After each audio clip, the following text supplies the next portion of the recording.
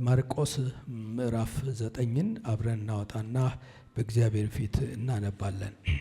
ኢየሱስም ቢቻልህ ትላለህ፣ ለሚያምን ሁሉ ይቻላል። ጌታ ስሙ የተባረከ ይሁን። እዚህ ቦታ ላይ ያለው የእግዚአብሔርን ቃል ስንመለከት ጌታ ኢየሱስ ክርስቶስ ከጴጥሮስና ከዮሐንስ ጋር ወደ ተራራ ወጥቶ በዛ ቆይቶ በሚመለስበት ጊዜ አንድ አባት የታመመ ልጁን ወደ ደቀ መዛሙርቱ አምጥተው እንዲፈውሱለት ይጠይቃቸዋል። ከዛ በኋላ እነሱ አቃታቸው። እየተከራከሩ እያለ ጌታ ኢየሱስ ክርስቶስ መጣ ይላል እና ስለምን ትከራከራላችሁ? ምን እያደረጋችሁ ነው ሲል ልጄ ታሟል፣ በሚነሳበት ጊዜ በእሳት ይጥለዋል፣ በውሃም ላይ ይጥለዋል። ስለዚህ እባክህን ቢቻልህ ፈውስልኝ አለው። ያኔ ነው ጌታ ያለው ቢቻልህ ትላለህ፣ ለሚያምን ሁሉ ይቻላል። ክብር ለኢየሱስ ይሁን። ለሚያምን ምን ይቻላል? ሁሉ ይቻላል። ስለ እምነት ነው ጥቂት ነገር ልነግራቸው እንፈልገው። ለሚያምን ሁሉ ይቻላል። ከኔም ጭምር ብዙዎቻችን ብዙ ያቃተን ብዙ የምንታገላቸው ነገሮች አሉ። ብዙ የሚያታግሉ ነገሮች አሉ። በእግዚአብሔር ፊት እውነተኞች መሆን ይገባናልና እና ለሚያምን ሁሉ ይቻላል። ኋላ ይህንን ብላቴና ከፈወሰው በኋላ ደቀ መዛሙርቱ ዞር ብለው ጌታን ጠየቁት። እኛ ልናወጣው ያልቻልንበት ምክንያት ምንድን ነው? ለምንድን ነው ይሄ ችግር ከኔ እንዲወገድ ያልቻለበት ምክንያት ምንድን ነው? እኛ ልክ እንደምንጠይቀው ለምንድን ነው እንደዚህ ያልሆነው የምንላቸው ብዙ ጥያቄዎች አሉ። ጌታ ኢየሱስ ምን እንዳለ ታውቃላችሁ? ይህ ወገን ግን ከጾምና ከጸሎት በቀር አይወጣም አላቸው። አሁን እኔ ስለ እምነት ነው። እምነት ማለት ይልና የዕብራውያን ጸሐፊ እምነት ማለት ብሎ ስለ እምነት የሚናገረው ዕብራውያን 11 ላይ ሄደን ስንመለከት እምነት ተስፋ ስለምናደርገው ነገር የሚያስረግጥ የማናየውም ነገር የሚያስረዳ ነው ይልና የዕብራውያን ጸሐፊ ለዕብራውያን ሰዎች ይህንን ቃል ይናገራል። ምን ማለት ነው? እምነት ማለት ሙሉ በሙሉ በእግዚአብሔር ላይ መታመን ማለት ነው። ስንታመን ተስፋ የምናደርገው ነገር አለ። ያንን ተስፋ የምናደርገው ነገር ላይ እርግጠኞች የምንሆንበትና የማናየውን ነገር ደግሞ የምንረዳበት የሚያስረዳ ነገር ነው። የማናየውን ነገር እንደምንጨብጠው፣ እንደምንይዘው፣ እንደሚሳካልን የምንረዳበት ነው እምነት ማለት። ግን በእግዚአብሔር ላይ ለመታመን 3 መሰረታዊ ነገሮች ልናቅ ይገባናል የሚል እምነት አለ። የመጀመሪያው ነገር በእግዚአብሔር ተፈጥሮ ላይ እርግጠኛ መሆን ወይንም ማመን ማለት ነው። ክብር ለኢየሱስ ይሁን። የእግዚአብሔር ተፈጥሮ ማለት ምን ማለት ነው? እግዚአብሔር ተፈጥሮ ሲባል እግዚአብሔር ወገኖች ለሰዎች የማያጋራቸው ባህሪዎች አሉት። እነርሱም እግዚአብሔር በሁሉ ስፍራ ላይ በአንድ ጊዜ መገኘት ይችላል። ክብር ለኢየሱስ ይሁን። ስለዚህ እግዚአብሔርን ስንታመነው ከሩቅ ቦታ እስከሚመጣልን ድረስ አንጠብቅም። እግዚአብሔር አጠገባችን አለ። ወይንም ደግሞ የምንቀሰቅሰው ባክን ተነስ የምንለው እግዚአብሔር የለም። ሁሉም ቦታ ላይ አለ። እግዚአብሔር በሁሉ ቦታ በአንድ ስፍራ ላይ አለ። መላእክትን ብትመለከቱ አንድ ቦታ ከተገኙ ሌላ ቦታ የሉም። ለምሳሌ ያህል ገብርኤል ወደ ማርያም መጥቶ መልእክት ሲነግራት እዛ አልነበረም። ከዚህ ደግሞ ከማርያም ጋር ሲሄድ ደግሞ ማርያም ጋር አልነበረም። እግዚአብሔር ጋር ግን ሁሉ ቦታ በአንድ ስፍራ ላይ ይገኛል። ሌላው እግዚአብሔር ባህሪን ስትመለከቱ ሁሉን አዋቂ ነው። ጅማሬያችንን ያውቃል፣ ፍጻሜያችንን ያውቃል። እኛ የአሁኑን ሁኔታ ነው የምናውቀው። ምናልባት ደግሞ ለነገ የሚሆነውን ነገር እንገምት ይሆናል። በግምት እንደዚህ ሊሆን ይችላል ብለን ልንገምት እንችላለን። ወይንም ደግሞ ከሁኔታው ተነስተን ውጤቱ ይሄንን ይሆናል ብለን ልንናገር እንችላለን።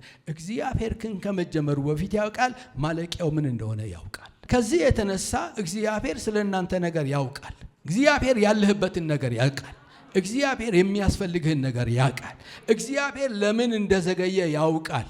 ለምን አሁን ወደ አንተ እንዳልመጣ እግዚአብሔር ያውቃል። እግዚአብሔር ሁሉን አዋቂ ነው። ታዲያ እግዚአብሔር ያውቃል ማለት እንዴት ያለ ትልቅ ድንቅ ነገር ነው። የጌታ ስም የተመሰገነ ይሁን። ካለማመን እግዚአብሔር ያውቃል፣ በዚህ ነገር ላይ እግዚአብሔር ያውቃል ማለት ስለ አለሁበት ነገር እግዚአብሔር ያውቃል፣ አሁን ስለደረሰብኝ ነገር እግዚአብሔር ያውቃል፣ የሚቀጥለው ምዕራፍ እግዚአብሔር ያውቃል የሚል ሰው ተስፋ የሚቆርጥ ሰው አይደለም፣ ነገሩን በእግዚአብሔር ላይ የሚጥል ሰው ነው። ሶስተኛው የእግዚአብሔር ባህሪ ምንድነው የሚለው? እግዚአብሔር ሁሉን ይችላል። ለሰው የማይቻል ለእግዚአብሔር ይቻላል። እግዚአብሔር ሁሉን ይችላል ስንል የኔ ነገር አያቅተውም። እግዚአብሔር ሁሉን ይችላል። እግዚአብሔር የምድሬ ነገር አያቅተውም። እግዚአብሔር ያለውን ነገር ሁሉ ያውቃል፣ ሁሉን ነገር ደግሞ ይችላል። እርሱ ሊሰራ ከወደደ የሚከለክል ሰው ማንም የለም ይላል። ክብር ለኢየሱስ ይሁን። እግዚአብሔር ሁሉን ቻይ ነው ስንል የኔና የናንተ አምላክ እግዚአብሔር ሁሉን ቻይ ነው። አንዳች ነገር የሚያቅተው ነገር የለም። አጠገባችሁ ያለውን ሰው አምላክህ ሁሉን ቻይ ነው በሉት። ክብር ለኢየሱስ ይሁን። በእግዚአብሔር ሁሉን ቻይነት ላይ የሚተማመን ሰው፣ በእግዚአብሔር ሁሉን ቻይነት ላይ የሚደገፍ ሰው እግዚአብሔር ይጥለኛል፣ እግዚአብሔር የኔ ነገር ከእርሱ በላይ ነው ማለት በፍጹም አይችልም። እግዚአብሔር ሁሉን ቻይ ነው። ይሄ የእምነታችን መሰረት ነው ሊሆን የሚገባው። ሁለተኛው የእምነታችን መሰረት ሊሆን የሚገባው ምን እንደሆነ ታውቃላችሁ? የእግዚአብሔር ቃል። እግዚአብሔር ለቃሉ ታማኝ ነው። ከእግዚአብሔር ቃል አንዳች የሚወድቅ ነገር የለም። እግዚአብሔር ቃል አንዳች ከተስፋዎቹ አንዳች የሚወድቅ አንዳች የሚጥለው ነገር የለም። እግዚአብሔር ለቃሉ ሙሉ በሙሉ ታማኝ ነው። ምን ያህል እኛ ቃሉን እናውቃለን ሌላ ነው። እግዚአብሔር ቃል የጸና ግንብ ነው። የእግዚአብሔር ቃል ብትታመኑበት ያስታምናችኋል። ጌታ ምን አለ? ቃሌ ከሚያልፍ ሰማይና ምድር ቢያልፍ ምን ያደርጋል? ይቀላል አለ። ስንቶቻችን በእግዚአብሔር ቃል ላይ እንደገፋለን? ስንቶቻችንስ በእግዚአብሔርን ቃል እያነሳን በእኛ ላይ እናውጃለን? ስንቶቻችን ኮንፌስ እናደርጋለን? እንደ እግዚአብሔር ቃል ነኝ፣ እግዚአብሔር እንደሚለኝ ነኝ፣ እኔም ያለሁት ሁኔታዎች እንደሚነግሩኝ አይደለም፣ ያለሁበት ቦታ እንደሚነግረኝ አይደለም፣ እግዚአብሔር እንደሚለኝ እንዲሁ ነኝ ማለት የሚችል ሰው የእግዚአብሔር ቃል የሚሰው ነው። የእግዚአብሔር ቃል መልህቅ ነው። ክብር ለኢየሱስ ይሁን። የእግዚአብሔርን ቃል ከያዛችሁ የትኛውም ማዕበል የትኛውም ነፋስ ገፍቶ አይጥላችሁም። ማዕበሉንም ነፋሱንም በእግዚአብሔር ቃል ትሻገሩታላችሁ።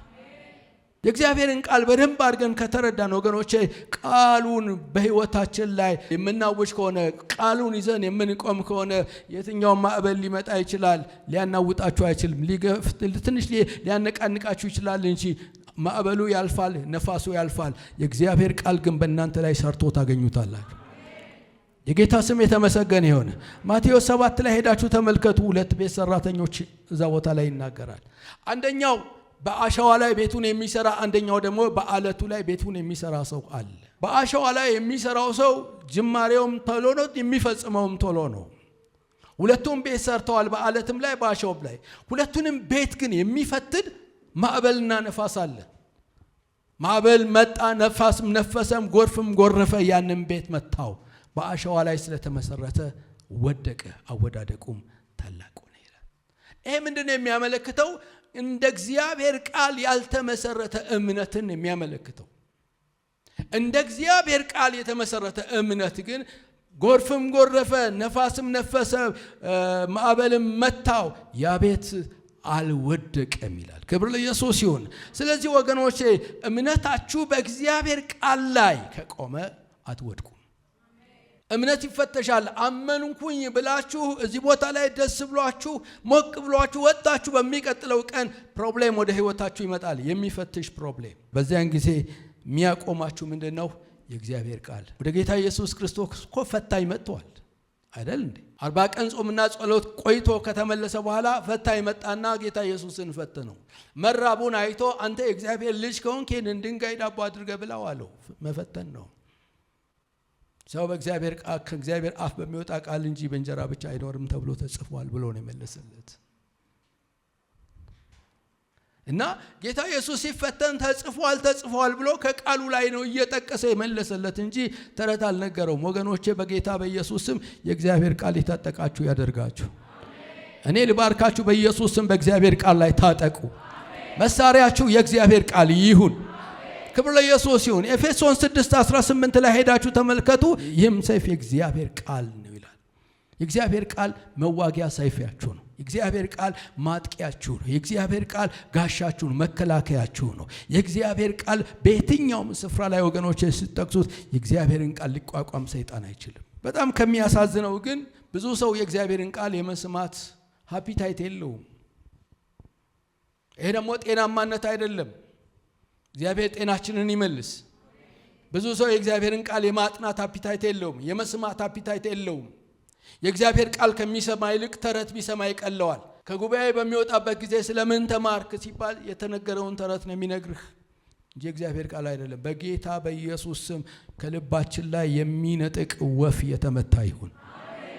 በጌታ በኢየሱስ ስም ፈውሳችን እንዳይጸና የሚተጋው ይህንን ቃል እየነጠቀ ነው። በረከታችን እንዳይጸና የሚተጋው ቃልን ከልባችን ላይ የነቀለ ፍሬያማ እንዳንሆን የሚያደርገን ቃል ከልባችን ላይ ሲለቀም ነው። የእግዚአብሔር ቃል ግን በልባችሁ ላይ ከተተከለ ፍሬያማዎች ትሆናላችሁ። ሕይወታችሁ ይለወጣል። ለሌሎች የምትተርፉ ትሆናላችሁ። ክብር ለኢየሱስ ይሁን። ለሌሎች የምትተርፉ ሌሎችን የምታገለግሉ ትሆናላችሁ። አንደበታችሁ በእግዚአብሔር ቃል የተሞላ በሚሆንበት ጊዜ የማይሆን ነገር ወንድሞቼ አንደበታችሁ ላይ እየመጣ አያረክሳችሁም። በጌታ በክርስቶስ ኢየሱስም የቃሉ አርበኞች ያደርጋችሁ። የእግዚአብሔር ቃል ጽኑ ነው። እግዚአብሔር በቃሉ የተናገረው ነገር የጸና ነው የሚሆነው። ቃሌ ከሚያልፍ ሰማይና ምድር ቢያልፍ ይቀላል ይላል። ክብር ለኢየሱስ ይሁን። ይዋሽ ዘንድ ሰው አይደለም፣ ይጸጸትም ዘንድ የሰው ልጅ አይደለም ይላል። የተናገረውን አያደርገውምን? ያሰበውን አይፈጽመውን ይላል። እግዚአብሔር በቃሉ ሲነግራችሁ ወገኖች፣ እግዚአብሔር በቃሉ ሕይወታችሁ ላይ ሲመጣ እየሰራችሁ ነገሮቻችሁንም ደግሞ ይሰራል። እግዚአብሔር ቃል ወደ ሕይወታችሁ በሚመጣ ጊዜ በተለይ ደግሞ ለሰማያዊ ሁኔታ ያዘጋጃችኋል። መንፈሳዊ ሕይወታችሁ እየተለወጠ ይሆናል። ሰማይ የምትናፍቁ ትሆናላችሁ። አሜን ትላላችሁ። ብዙ ሰው መንገደኛ እንደሆነ ረስቷል። መንገደኞች ነን፣ የሰማይ መንገደኞች። አገራችን ጽዮን ነው። የመጨረሻው የእምነታችን መሰረት የእግዚአብሔር ልጅ መቤዠት ቤዛነቱ ለኔና ለእናንተ የእምነታችን መሰረት ነው። እግዚአብሔር ቃል ሲናገር ዕብራውያን 12 ቁጥር ላይ የእምነታችን ጀማሪና ፍጹም አድራጊ የሆነውን ኢየሱስን ተመልክተን በፊታችን ያለውን ሩጫ በትዕግስት እንሩጥ። እርሱ ነውርን ንቆ በእግዚአብሔር ዙፋን ቀኝ ተቀምጧልና። በመስቀል ላይ ታግሶ ነውርን ንቆ በእግዚአብሔር ዙፋን ቀኝ ተቀምጧልና ይላል። ክርስቶስ ኢየሱስ በእግዚአብሔር ላይ ያለን የእምነታችን ምንጭ ነው። የሞትና የትንሣኤው እውነታ ደግሞ የእምነታችን መሰረት ነው። ክርስቶስ ኢየሱስ ስለተነሳ ነው። የእግዚአብሔር ስም የተመሰገነ ይሁን። አሜን። እኛም ትንሣኤ ሆነልናል ብለን የምንናገረው ኢየሱስ ስለተነሳ ነው። ቤዛነት ማለት ደግሞ መዋጀት ነው። እኔና እናንተ የማን ነን? የእግዚአብሔር ነን። የራሳችሁ አይደላችሁም ይለናል የቆሮንቶስ ጸሐፊ። ለራሳችሁ እንኳን አይደላችሁም፣ እናንተ የእግዚአብሔር ናችሁ ይለናል። የእግዚአብሔር የሆንበት ምክንያት ምንድነው? ደም ተከፍሎ ነው የተዋጀ ነው። ስለኔና ስለናንተ የኢየሱስ ክርስቶስ ቅዱስ ደም ፈሷል። ክብር ለኢየሱስ ይሁን። ደህንነትን ያገኘነው እኔና እናንተ በነፃ ቢሆንም ኢየሱስ ግን ከፍሎበታል። በደም የተዋጃችሁ ናችሁ። እናንተ የእግዚአብሔር ናችሁ። ንብረትህን ዝም ብለህ ጥለህ እንደማትሄድ ሁሉ እግዚአብሔርም አይለቅህም። ስለዚህ እግዚአብሔር እንደማይተወኝ በምንድነው የማውቀው ሲል እግዚአብሔር ስለዋጀኝ፣ ክርስቶስ ኢየሱስ ስለሞተልኝ፣ ክርስቶስ ኢየሱስ ስለሞተልህ እግዚአብሔር ይለቅህ ዘንድ ይተውህ ዘንድ አይችልም። አንተ በውድ በሆነው በክርስቶስ ኢየሱስ ደም ነው የተዋጀው። የተዋጀንበት ነገር ላይ ይገባን ይችላል ወንድሞቼ። እኛ ከሚገባን ይልቅ ሰይጣን ይገባዋል። በምን እንደተዋጀን የክርስቶስ ኢየሱስ ደም በእያንዳንዳችሁ ላይ ስላለ የእግዚአብሔር እንደሆናችሁ ትታወቃላችሁ። ለዚህ ነው ሰይጣን እንደፈለገ ሊያጠፋ ያልቻለው። ብዙ ጊዜ ፎክሮ ነበር አይደል?